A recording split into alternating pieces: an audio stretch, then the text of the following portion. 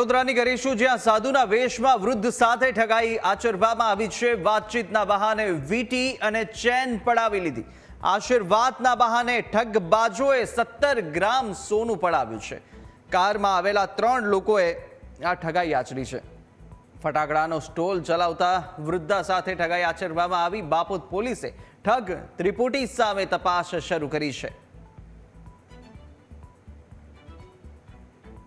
મને કહે છે કે આ વીટી દેખાઓ, તો પછી મેં વીટી કાઢીને આવેલી એના હાથમાં, તો વીટી મને પાછી આવેલી અને કહે કે તુમ દોડા નિકાલ सकते हो।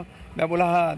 પછી દોડો કાઢીને આવેલો, પછી વીટી પણ માંગી લીધી અને આમ તેમ કરીએ અને પછી એને કંઈ વજન જેવું જોયું અને પછી કે થોડે આગે જાકે મેં વાપસ आता हूँ એમ કે દેતા હું। ત્યાં પછી જે ગાડી કાઢી ત્યાં પછી આગળ નીકળી ગયો, પછી આવ્યો જ નહીં। સૌજન્ય ટાઉનશીપમાં G105 નંબરનું મકાન છે અમારો ફટાકડાનો સ્ટોલ HDFC બેંક પાસે લાગેલો હતો। હવે તે દિવસે કંઈક પપ્પા જમવા આવ્યા, મેં જમવા આવ્યો ને પપ્પા ત્યાં આગળ દુકાને ઊભેલા। તે ટાઈમે કંઈક નાગા બાવા આવેલા અને એમની જોડતી આવતી અછોડોને વીટી કઢાઈને લઈ ગયા।